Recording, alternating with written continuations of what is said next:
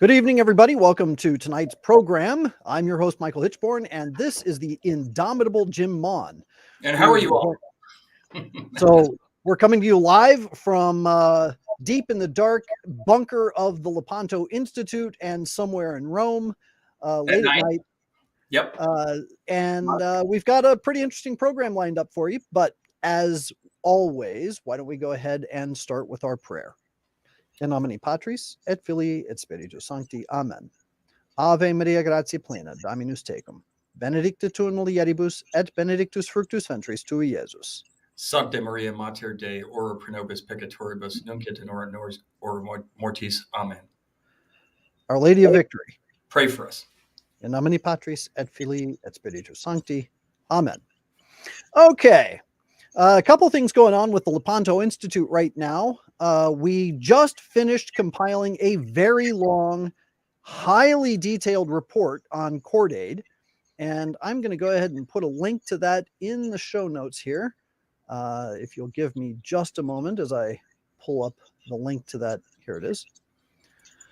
Link to that article. The link is live, but it's not publicized because we're not technically publishing until Monday.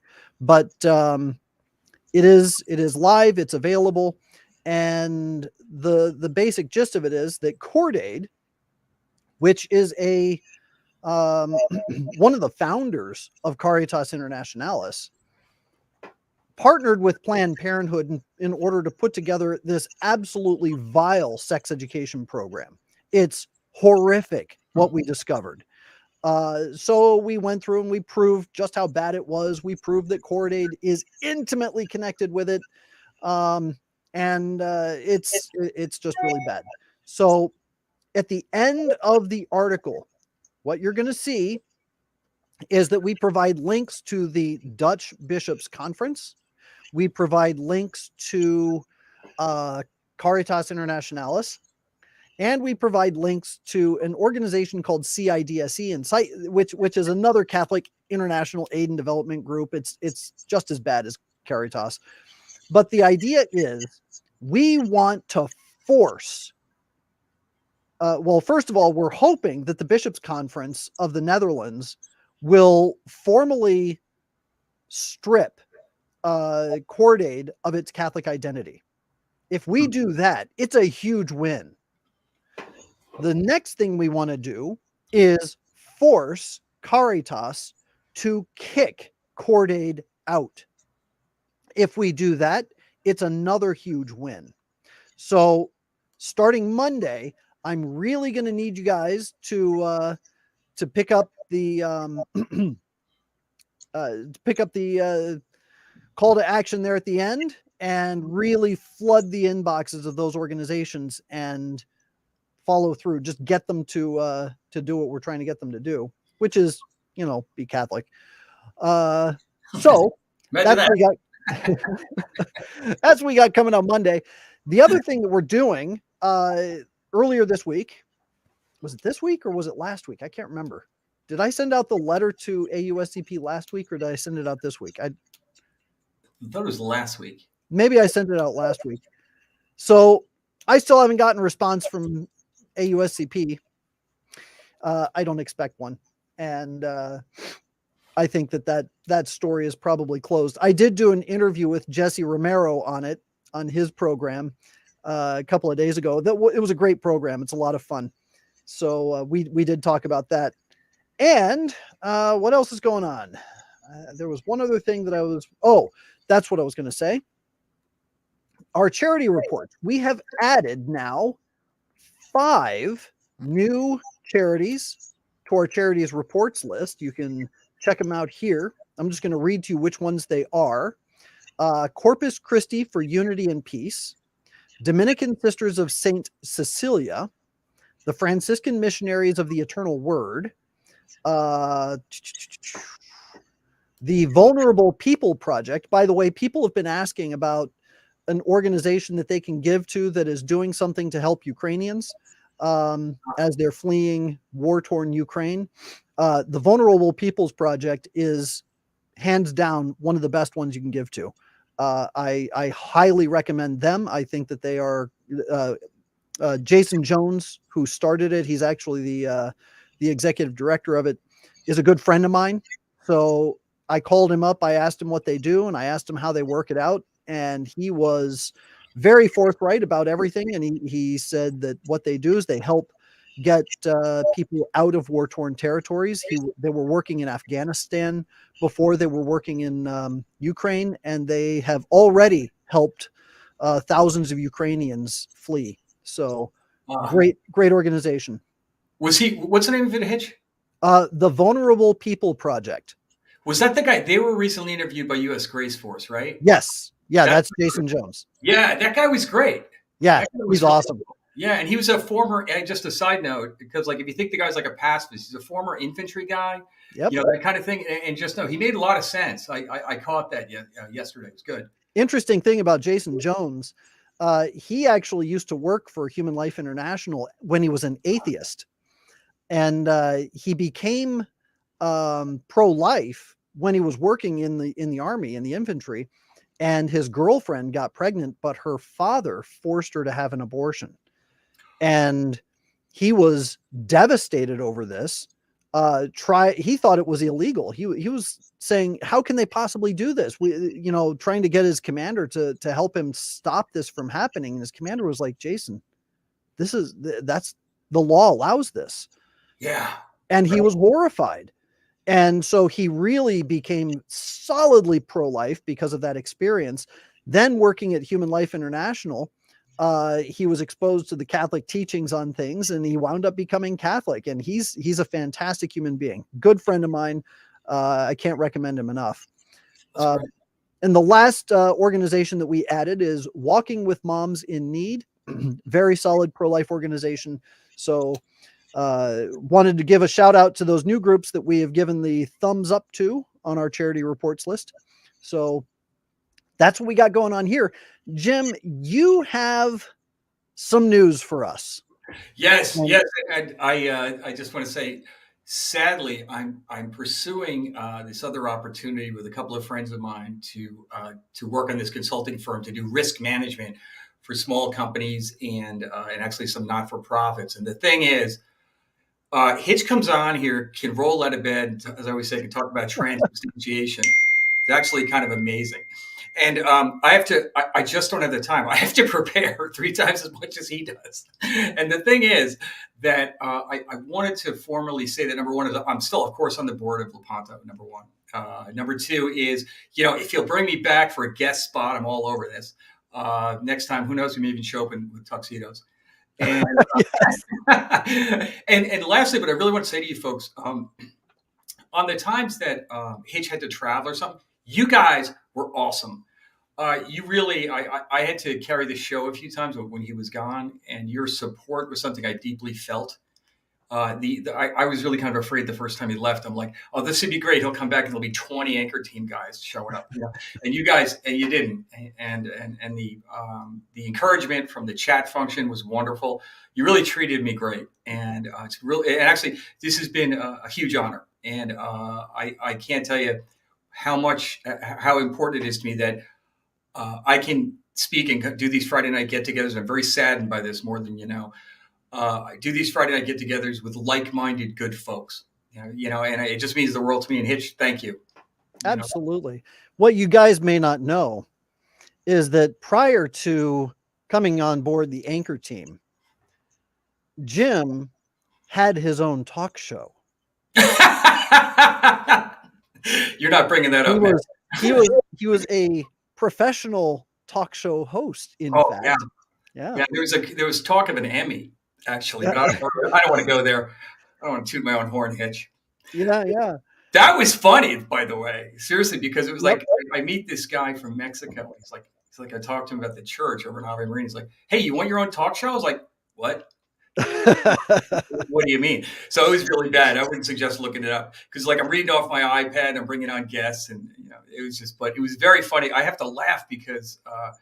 I look at that stuff. I go, "Wow, that was kind of bad." But well, and the weird Mexican production that they had going on too. Like, I remember talking to you, going, "You really need to talk to your production crew and tell them not to play music during the program." Oh, right.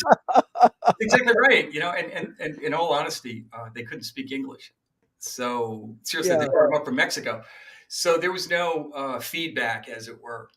right, right. Every once in a while, I'd be working on something, and Jim would be like, "Hey, Can can you you take watch? a minute and watch this and give me your thoughts?" And be like, "Okay." And I sat there and I was like, "All right, here's what needs to, here's what you can fix. Here are the things that you do well, etc." But in all honesty, in watching those interviews, I could tell that Jim was a natural. I could tell that he had a natural way of talking to people, that he was very genuine, and that he is very personable in his approach. He just needed to get rid of the crutches of the pre-script. Yes, And once you get rid of those crutches, I knew that you would do just fine. And in watching over the last year, how you started off from reading yeah, my just bullet line points for going out, line right. from the script to having a conversation and doing it well, you have certainly developed as a great personality in front of the camera. And I thank you for your commitment. Oh man, thanks, Hitch. That means the world to me. But I loved every minute of it. I was like this. I really look forward to it. And you're right, by the way. You were beating me up on that, and I was like, I don't know how else to do this. It was like because one of my biggest fears was you don't want to give misinformation. Right. Right? But I'd have you there, which if that were the case, and you would correct it very gently. So I shouldn't have worried about that, but I did. It's almost a responsibility. Like when you get up there, you don't want to mislead people. Oh, of course. And that's a big deal. There's plenty of that going around. Well, and I started off by reading from a script as well. So we all have the crutches, the training wheels to get us started. Exactly. So thanks, Hitch. It's great to be here. All right, let's go ahead and jump into tonight's program. We've titled this program.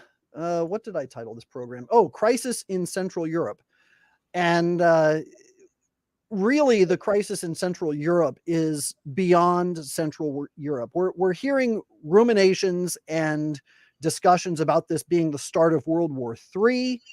We're hearing about a global crisis that's going to rise out of this. But I want to start off by saying very absolutely clearly that this whole thing was pre-planned. It was pre-planned. That doesn't mean that Putin was already planning to invade Ukraine. What that means is that the scenarios which came into play to move all the pieces was preordained. And the reason I can say that is that when we look back to one of our first really big programs together, Jim, we talked about the Great Reset. Yes. And the Great Reset was about what? It was about resetting the economy. Yep. And about resetting the global stage in terms of governance. Okay. Correct. And who was behind that? Davos, Klaus Schwab, a bunch of them, but that's right. I'd say probably Klaus Schwab would be the point man. I agree. Right? Mm-hmm. Go ahead, Hitch. So who is backing Ukraine and telling us that we have to follow, we just have to, everybody get behind Ukraine and really push and blah, blah, blah, blah, blah, Ukraine. It's George Soros. Yes. The World Economic Forum. All the Democrats in Congress. It's everybody on the hard left is telling us that we have to rally around Ukraine. Now, I'm not saying that Ukraine is the bad guy. Right. If I could stop you right there, Hitch, real quick, because this is something I bet everybody at home is thinking the same thing you're about to say. There's something off here. The information's not coming, but please continue, because all of a sudden it's like, oh, so now this is what we're supposed to think now. Okay, let's all put sky blue and yellow flags in our lapels. I mean, it's eerie. Yes. It's really creepy. Go ahead. I'll just be blunt. Every time somebody tells me that I have to start rallying around their particular cause, or else I'm a big fat jerk, right? Automatically I'm going to start backing up and going, hey, wait a minute. Don't appeal to my emotions in order to get me to believe what you're trying to do. And that's what all of this is. It's emotional manipulation. So what happens? What do we get coming out of Ukraine? We get the ghost of Kiev.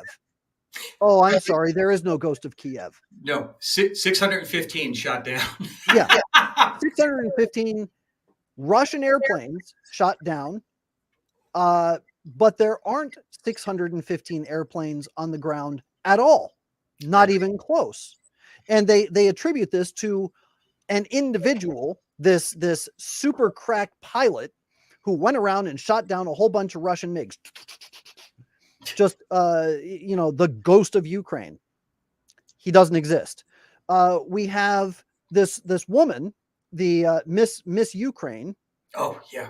Okay, she was posing with what looked like an AR-15, and there were all these headlines showing her posing with an AR-15, saying Miss Ukraine's going to war and fighting for it kind of Captain America style, right? Right. Except guess what? You know what she's holding in that picture? An airsoft rifle. Right. Okay.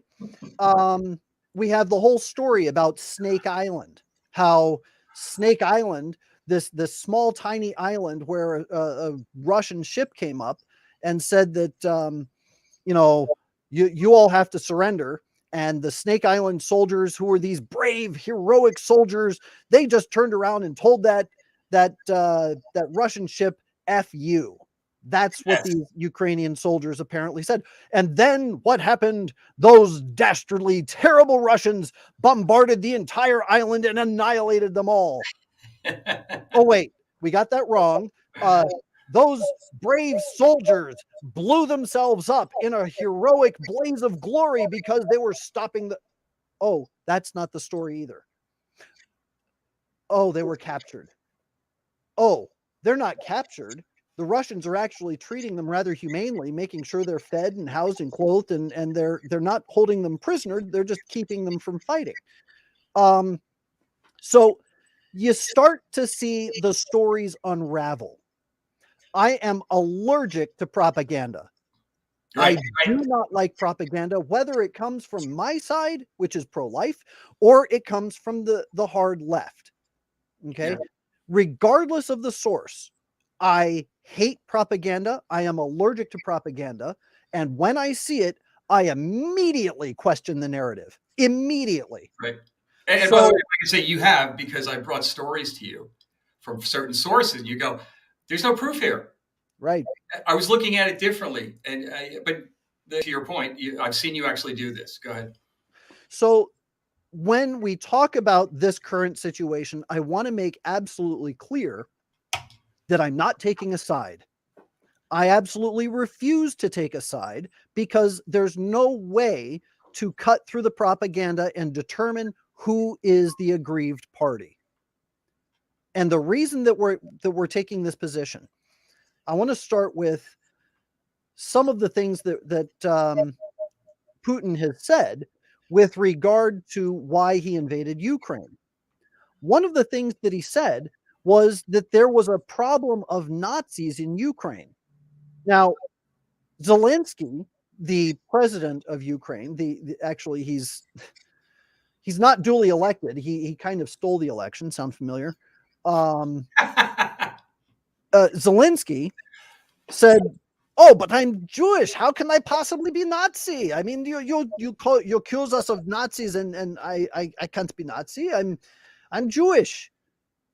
Yeah, except that under Zelensky's regime, there is a battalion, a Ukrainian battalion called Azov, A-Z-O-V. Right. And you can see that on their uniforms, they actually have the symbol of the Haderreich, which is one of the Nazi battalions in Germany. Right. It's the symbol of the Black Sun. There are also pictures of the battalion Azov holding Nazi flags. Yes. In fact, there are photos of the Azov battalion holding what is the Nazi flag in Ukrainian colors. On top of that, the very symbol of Azov is a derivative of the Nazi symbolism. So all of this is absolutely true. So when Putin says we want to denazify Ukraine, this is what he's talking about. Now, some people try to play off the Azov battalion as if it's a quasi government thing. It's not really a government thing. It's more like what do they call it? The Proud Boys in the United States, which is a totally false comparison. Absolutely false. First of all, the Proud Boys in the United States don't have tanks. They don't have anti-aircraft guns. They don't have M9 Brownings. They don't have 50 caliber machine guns. There's only one way to get that kind of stuff. Yeah, that's real hardware. They don't have 8 tracks. Okay. But the Azov battalion does. Furthermore, the Azov battalion are actual Nazis. They're actual neo-Nazis. Everything with regard to the Proud Boys has always been innuendo. Whenever they attack the Proud Boys, they say, "Oh, they're white supremacists." Right. Except the leader of the Proud Boys is black. Except they accuse them of being neo-Nazis, except there's no evidence of them being neo-Nazis. Right. They just say it. So they say it, therefore it's true, right? Come on. So the denazification of Ukraine is absolutely true. And then you've got the question of biolabs.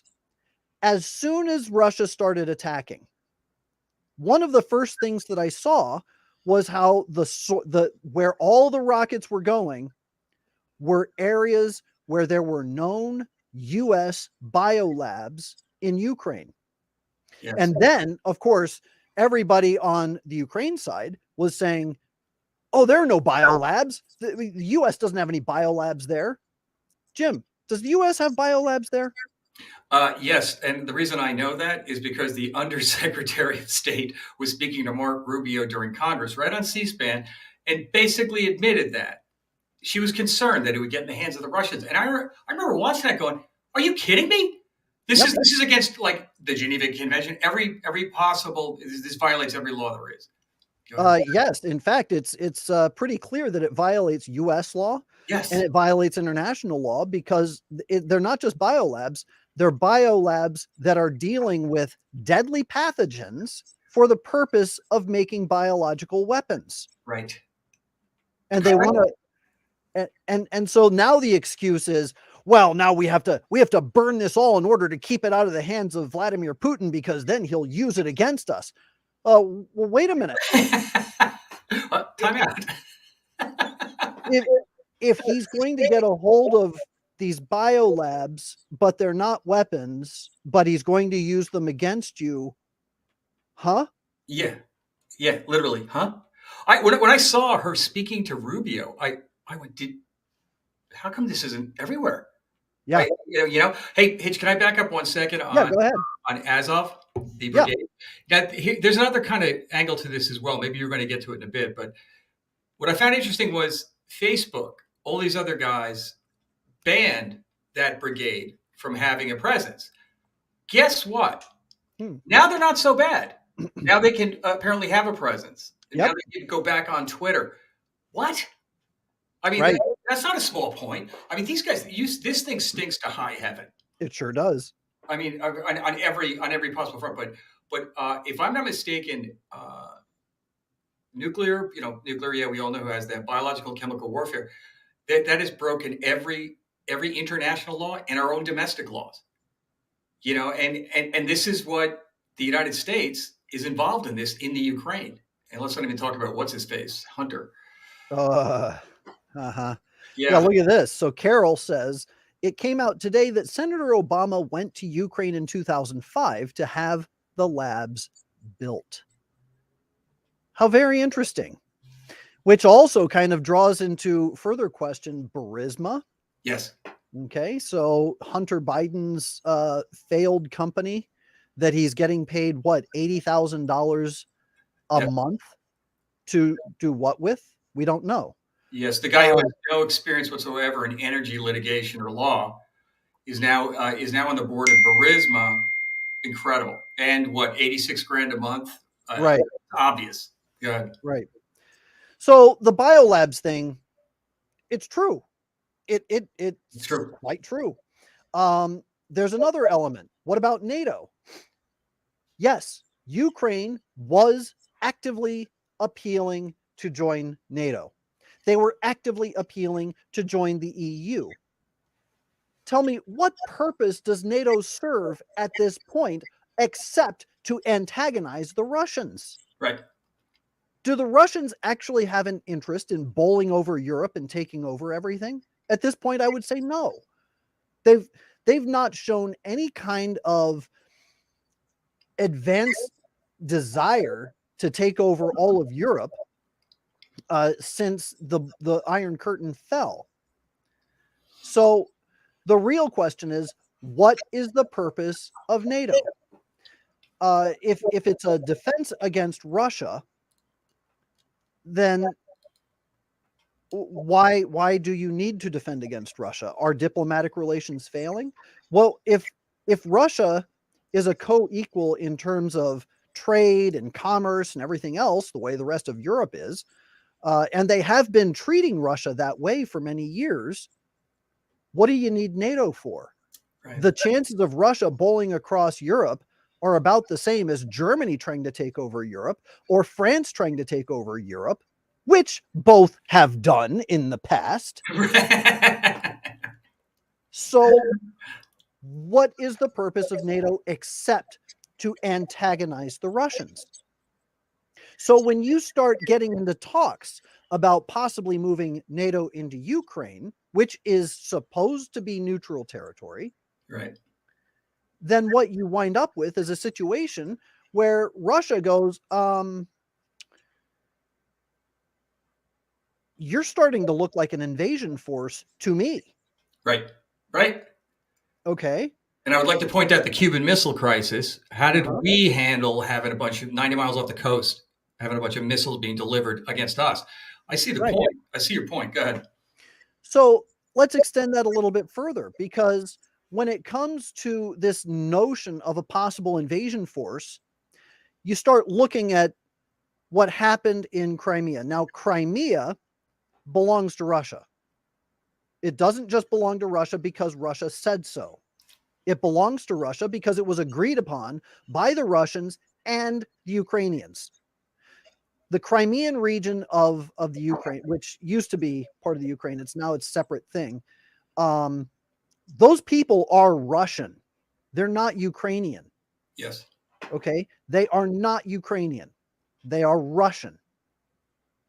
So what was happening is that the Ukrainians, through Azov, were going in and attacking the people in the Crimea. And they were trying to force them to remain under the thumb of Ukrainian rule. And Moscow stepped in and said, enough. These are Russian people, and we are going to defend Russian people. Yes. So they stepped in to defend the Crimeans against the Ukrainians. Now, just prior to Putin's invasion, okay,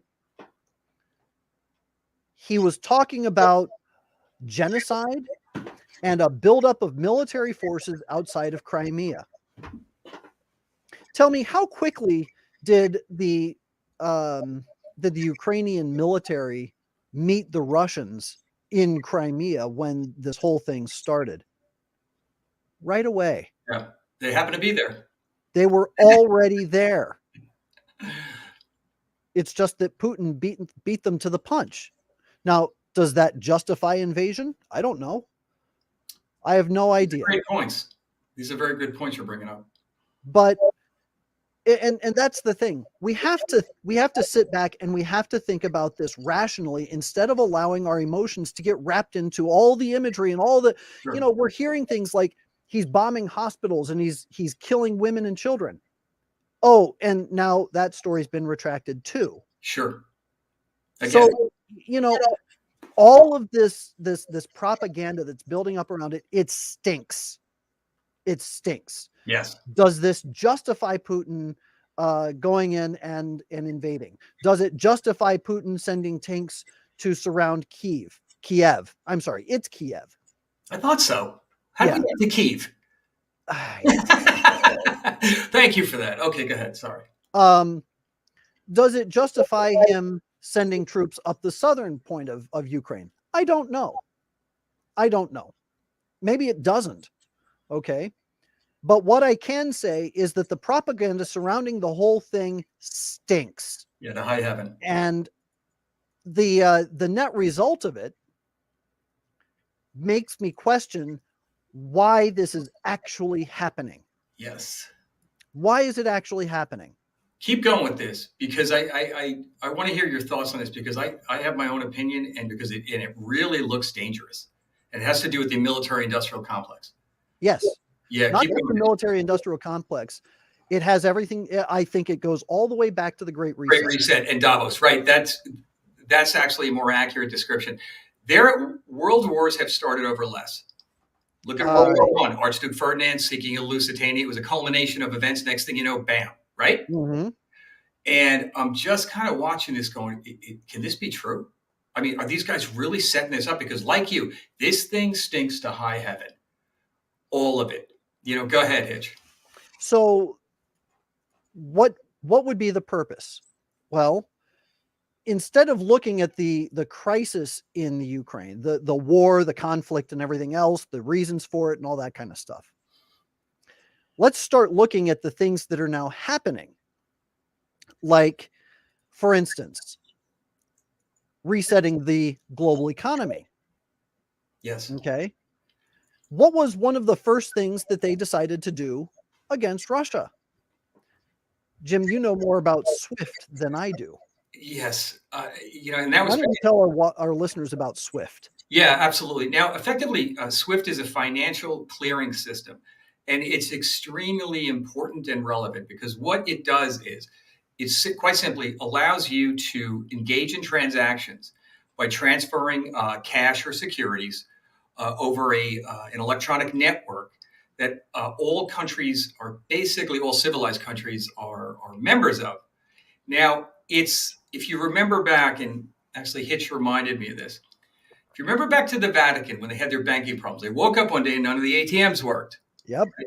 The point about all of this is if you just view SWIFT simply as an international means of monetary exchange, but the sole one, it's the one everybody's a member of. It's global, right? You shut a country down from SWIFT, you cause enormous damage. Yep. The Vatican was scurrying. In fact, that was one of the reasons they had to get their banking in order, because they were based effectively. The Vatican was out of business when they shut them down on SWIFT. It wasn't just the ATMs not working. It's like nobody's going to play in your reindeer games. I Right. mean, you know what I mean? And they just go, so effectively, just to really sum it up, in Russia, when they canceled, when Russia no longer had the ability to trade, it shut down their ability to trade. And by the way, that includes petrodollars. Right. And, yeah, which is key thing here, because that, frankly, all Russia is a gas station. Yeah. All they got, right? That was and they got that in spades. They got that in spades, man. And that was a lethal blow. So SWIFT, long story short, it's a way to transfer funds and a way to do an exchange of a platform to exchange, a very necessary platform of which to exchange money. There you go. So, Okay. And so the other thing is they shut down SWIFT.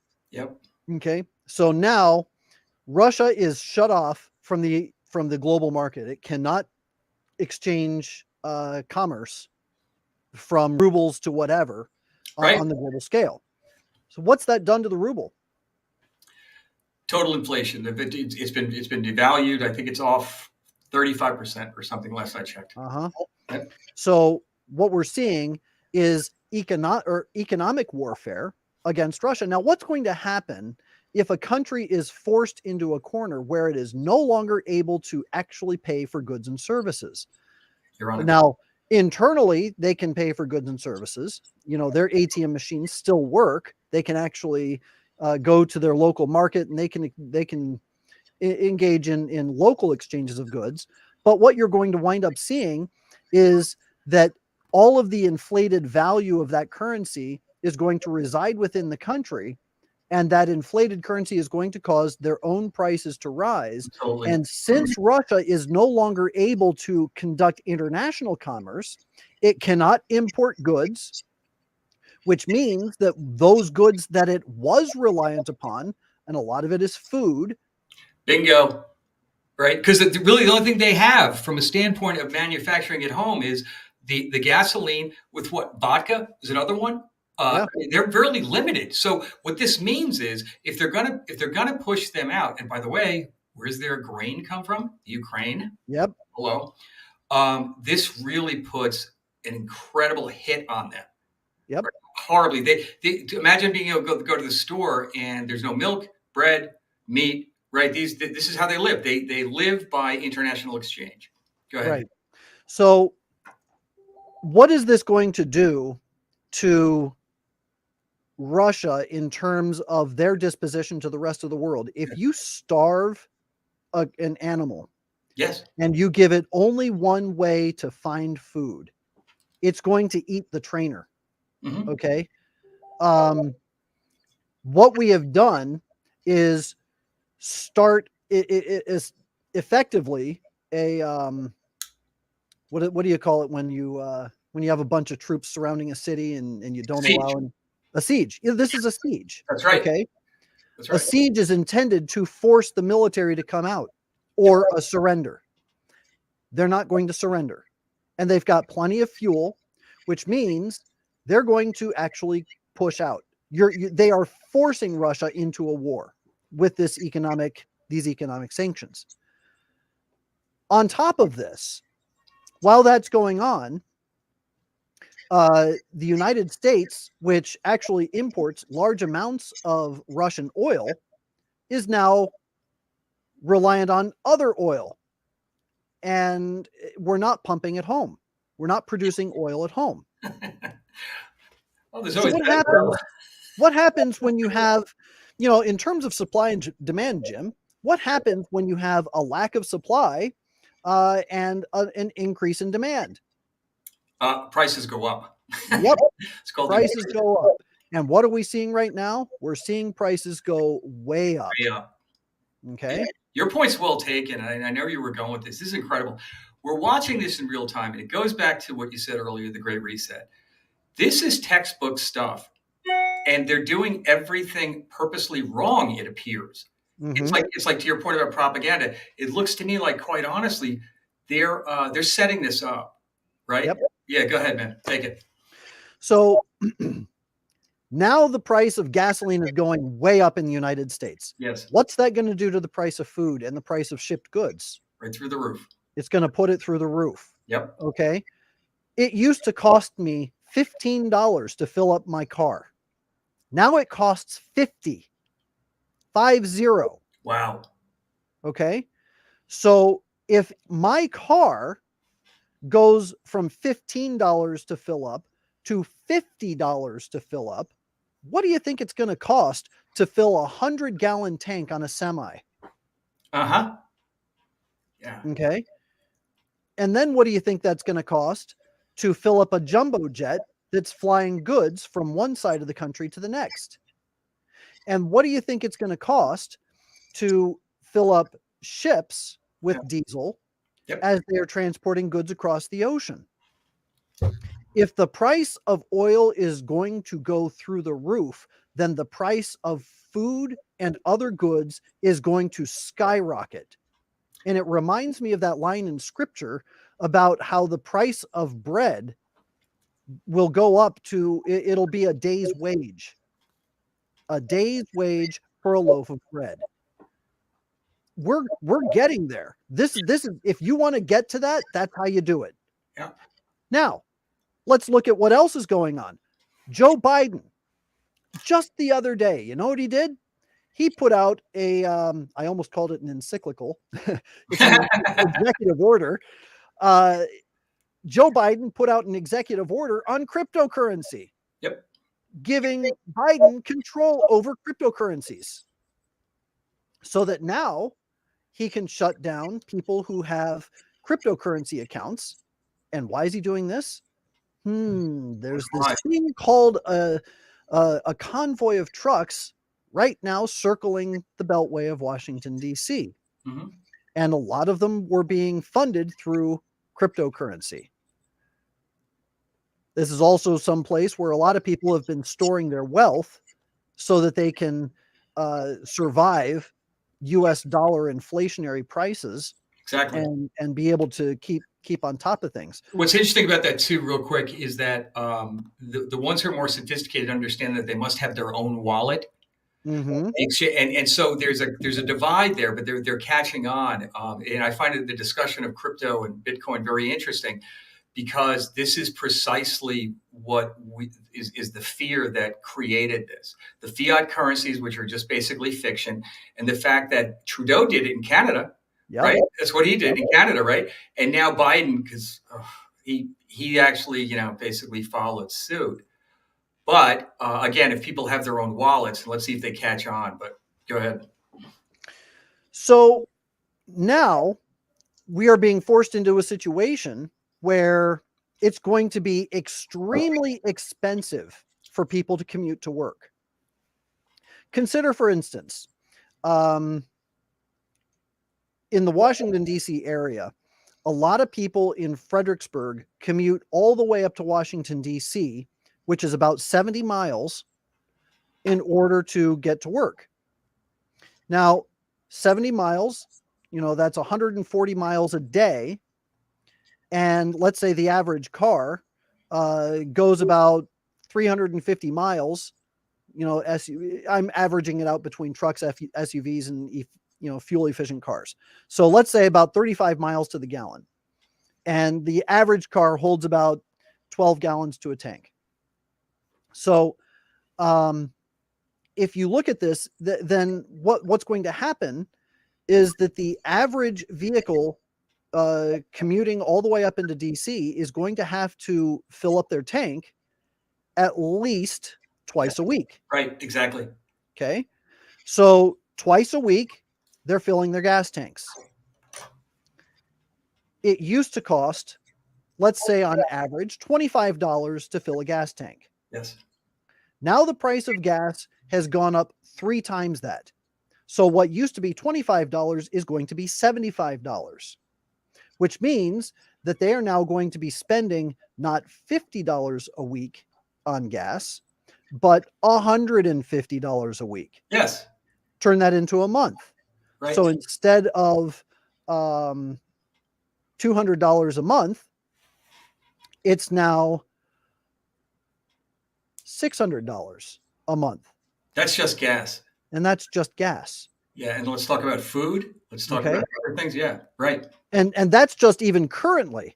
The price of gas is going up very quickly, and it's continuing to rise. In California, I saw that gas prices have already hit $8 a gallon. Yeah, that's correct. So if we look at the current projection models, and let's just say, for instance, that the price of gas goes up to about, on a national average, $7 or $8 a gallon, and in some places it'll be up around $10 or $12 a gallon. But let's say the national average is $8 a gallon times a 12-gallon tank. That's going to be almost $100 to fill a gas tank. Yep. Do that twice a week. What used to be $50 a week is now $200 a week. Now, I don't know about too many people who can run a household and live and be able to pay $200 a week in gas at their current salaries. They can't do it. Right. Not so what is this going to force people to do? It's going to force them to move closer to where they work. Or it's going to force all of our business to be done online. When it comes to industry, where you're actually producing something, Sure. They can't do that. You have to be physically present in your job in order to make it happen. Some jobs like ours, we can do online. We're very fortunate that way. Not everybody can do that. And you certainly can't run a national economy on something that does that. Right. So they're going to have to move closer to work. If you look at what Agenda 21 And what the Sustainable Development Goals are all about, what do they want to do, Jim? They want to urbanize. That's right. They want everybody to move closer to the cities so that they can control everybody and so that they can have a clampdown on everything that they do. Oh, and of course you've got the brilliant, the absolute genius of Kamala Harris saying, "Oh, if it's too expensive for them to drive, they should get electric cars." Yeah, 50 grand a pop. That's a great point, Kamala. 100 grand. Yeah. A Right. Tesla is a $100,000 car. Yeah, I was thinking of the Prius, but I think they're even higher. You're right; they're like higher. Yeah. And again, the lunacy of this. They're doing this on purpose. And then, for a second, the coal-powered car that we call electric cars, which are coal-powered, by the time they're done finding the elements for that battery and then getting rid of, it's a wash. Yeah. This is the saddest thing. And these morons are doing this right before our eyes in real time. It was like I said a couple of weeks ago, the two things that you really need today in the United States of America: cheap energy, everybody needs that, and the value of the dollar in order to go into to engage in that, whether you like that or not. But the cheap energy, and they purposely put a bullet in it. Purposely. Yep. And and sometimes I just go, is anyone seeing this? So we're slowly watching the Great Reset unfold, because what they're going to do is globalize the economy. And by globalize the economy, I'm talking about a globalized currency. Yes. They're slowly moving towards total digital currency. Have you noticed when you go to the store, you see signs on cash registers saying that there's a coin shortage? Yeah, I have noticed that. Why is that? It's because they're restricting the coin currency. And so by having a coin shortage, what does it force us to do? It forces us to use our cards. Yes. And slowly what they're going to do is get rid of paper money, coin money, and it's all going to be digital. And if you have go ahead. Hitch, this is amazing what you're saying. Okay, Chipotle, they make burritos. Yeah. Right. Okay, it just occurred to me in the last week, they wouldn't take cash. Mm-hmm. And I sat there and said, after I made the order, and there's about 100 people behind me, I'm like, we have a problem there, don't we? Like, I don't, and I had a credit card. I'm not using it. Yeah. I try to use cash whenever I can. And it was Chipotle and another store. And I'm wondering, another chain, and I'm wondering, those two, I was thinking of from what you're saying. And I remember, man, there's something really fishy about this. And it's exactly what you're saying. And by the way, cash is not traceable. Uh-huh. Yeah. And so you can, we all know that, right? It's like, right. So it's like digital currency now, huh? So that means not only can you tell where I am, what I spent, and literally track where I've been. It's crazy. This is amazing. Go ahead, man. Yep. So you've got this push towards a classless society. I still remember the commercial that was on during the Super Bowl, I want to say 15 or 20 years ago. And you had all these people, they were kind of dancing and they were moving in line, going up to, and they were paying with a card. It was like, da, da, da, da, paying with a card, da, da, da, da, paying with a card. And this one guy stops, and then all the music, all the dancing stops as this one guy hands somebody cash and says, okay, let me make change. And everybody just kind of stops and they're looking at him.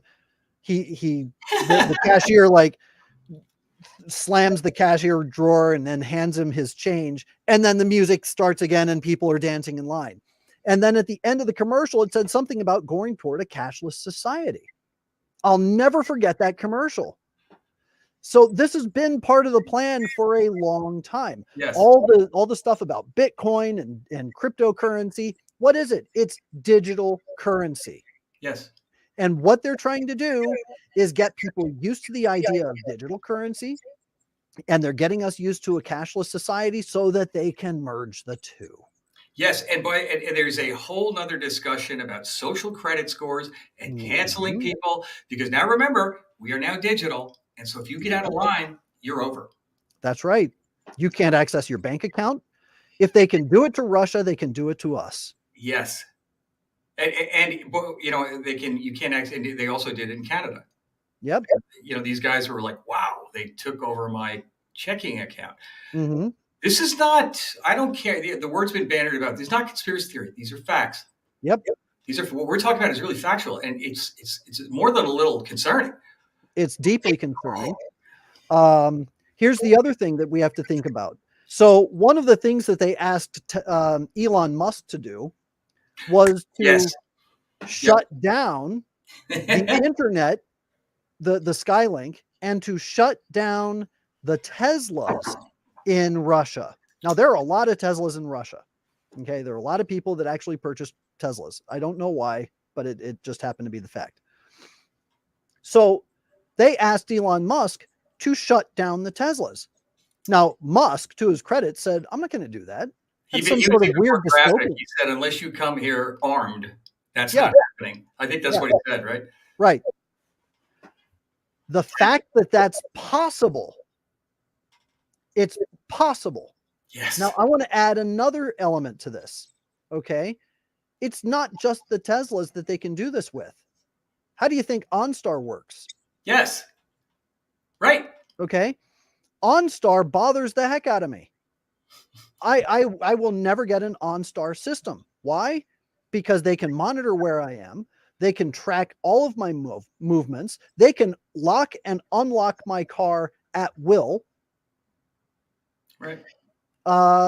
And if I'm not mistaken, I think they actually have the ability to shut down the engine in the case of an emergency. They can actually do that at the touch of a button in some cases. It's not part of the complete or normal package, but I believe in some cases they can actually do this. They are moving towards having cars that can do this already. When I went to Arizona, I was being driven around by somebody, and I kept hearing this beeping in the car, and I was like, "What is that beeping?" And he said, "Oh, that's a sensor that's on my vehicle, and it detects when I'm actually leaving a lane, and it's connected to an app on his phone that goes to his insurance company. So if he can show that he's driving well, meaning always obeying the speed limit, not weaving, not crossing into another lane every once in a while, well, then his payment, his cost of insurance goes down because he's being a good boy. Yes. Now, if they start making that the package on all vehicles, what do you think that's going to do? They're going to track everything about you. Yes. They're going to track what you're doing. And then it turns into social credit scoring, Chinese style communism. And someone made the point to a certain extent, this is going on right now. And I'll use, for example, Google. When you walk around, unless you turn that function off, it was the most frightening thing I've ever seen. I found this thing by accident. You can determine where you have been on a map in the last few years until it eventually turns it off. But that means they have that ability right now with your smartphone. And I'm going, now they want to hand it to OnStar, and they want to hand it to you now. All of a sudden, this whole thing is getting interconnected in the digital space. Right. And it's just a discussion of human nature. It's a matter of time. It is. That's what they're doing. Yep. So it's a matter of time before things really start to change. And, again, this all comes back to the Great Reset. And it all goes back to the questions surrounding the invasion of Ukraine. Okay. Why is this happening? Why now? Yeah. I mean, any of this could have happened under Trump, but quite honestly, all of the issues during Trump's years seem to calm down. Isn't it interesting that Russia was aggressive toward Ukraine under Obama? That's right. And then under Trump, well, we don't have a problem. Exactly. And now there's aggression against Ukraine again. That is not a small point. And there's another angle to that as well. Russia, in order to make money at their gas station that they call a country, needs oil to be at $42 a barrel. Yep. It's gravy after that. I mean, they're really scoring big on that. So now the Biden administration comes in, clearly weakening the United States in general, and has purposely put a bullet in our own energy industry.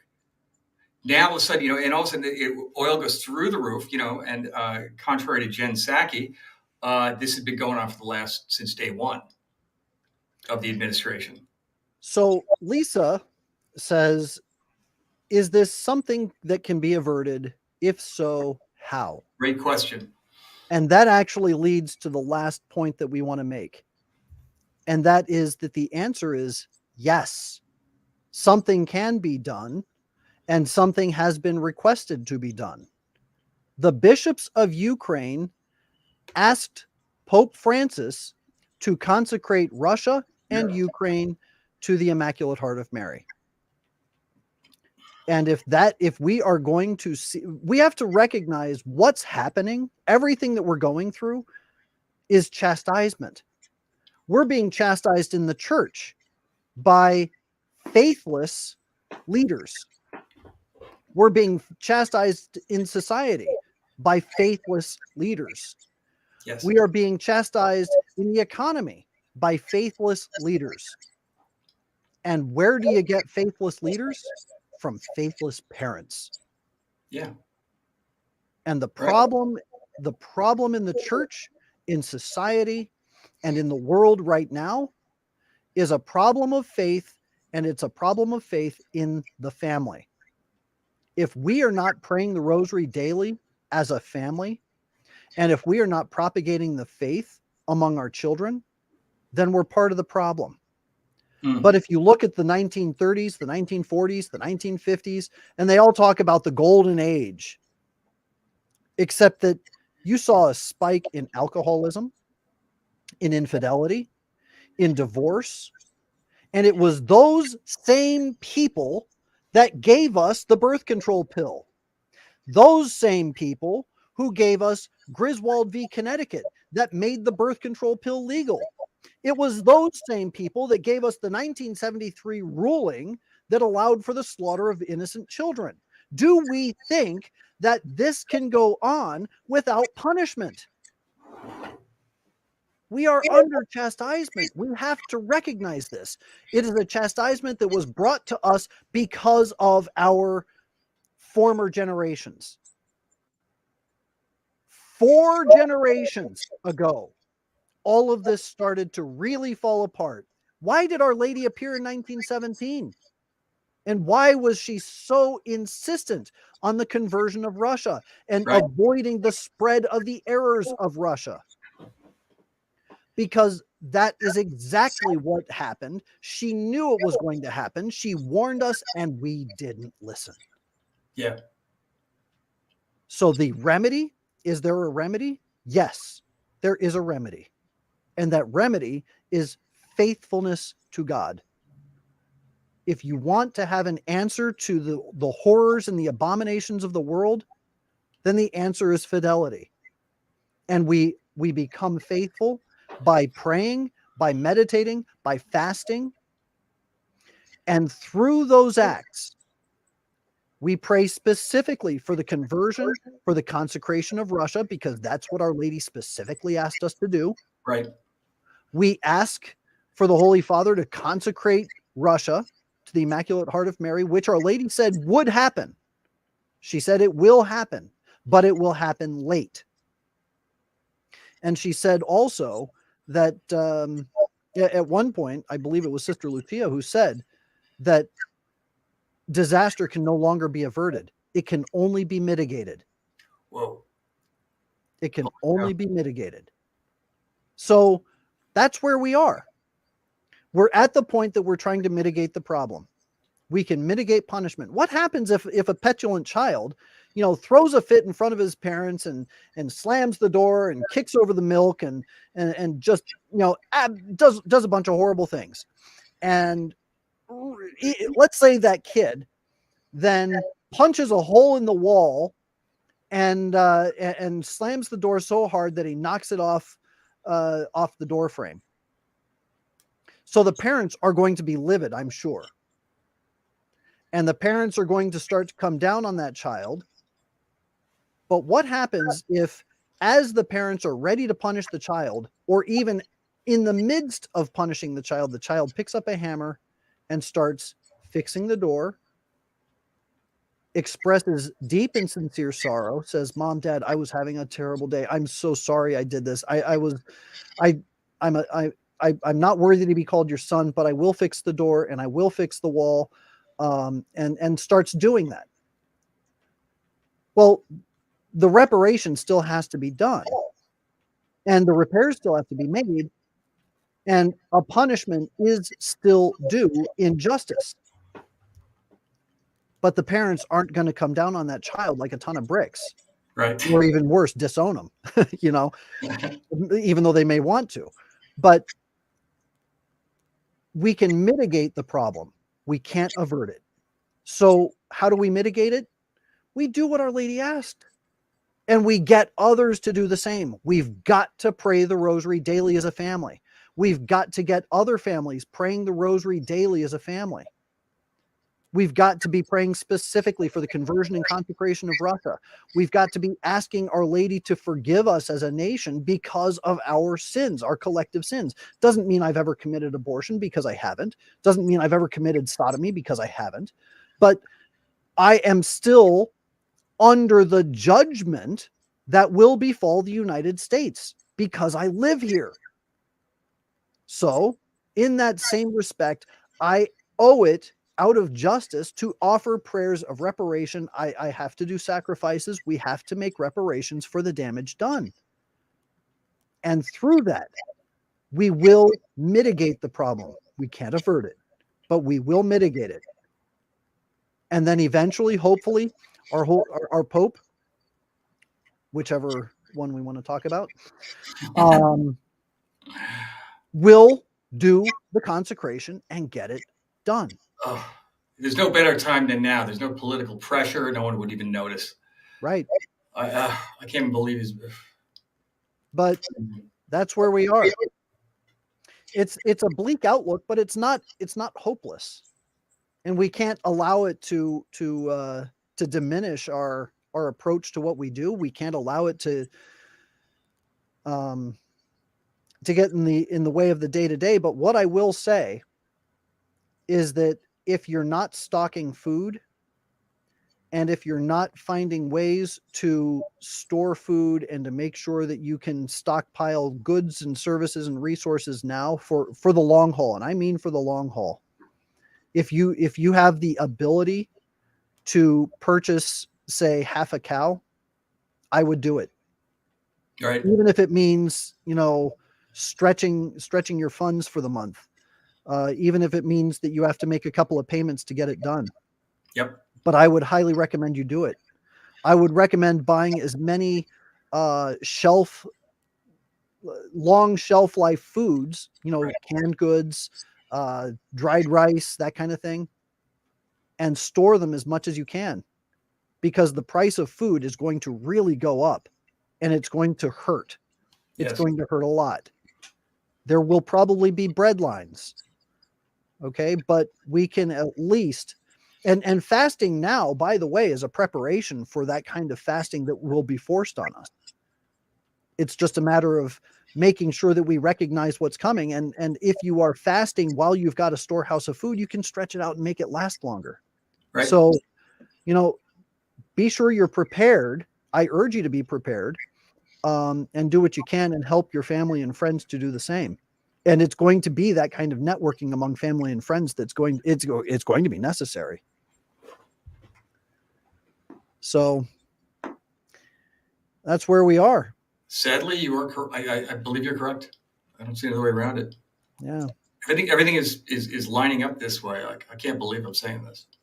I know. Prepare. Yes. Prepare. But again, don't let it bother you. Don't let it disturb your good peace. Okay. So fair enough, sir. As that is, we'll go ahead and wrap up tonight's program. And sadly, we are saying farewell to Jim as a regular co-host. But as the invitation stands, Jim will be back from time to time as time permits. to join us to have these kinds of discussions, especially if I have an economic question. I'm going to be first one to call him up and say, Jim, need to talk. I look forward to it, Hitch. So there we go. Thank you all so much. Jim, thank you very much for being such a great co-host and helping me keep my head on straight as we have these discussions. We are going to be looking for a new co-host. Hopefully I'll have another one in place in a few weeks. In the meantime, why don't we go ahead and close with our prayer? You bet, guys. In nomine Patris, et Filii et Spiritus Sancti. Amen. Ave Maria, gratia plena, Dominus tecum. Benedicta tu in mulieribus, et benedictus fructus ventris tui, Iesus. Sancte Maria Mater Dei, ora pro nobis peccatoribus, nunc et in hora mortis nostri. Amen. Our Lady of Victory. Pray for us. In nomine Patris, et Filii et Spiritus Sancti. Amen. God bless all of you. Have a great weekend, and I will see you next week. Thanks again, guys. I'll see you soon.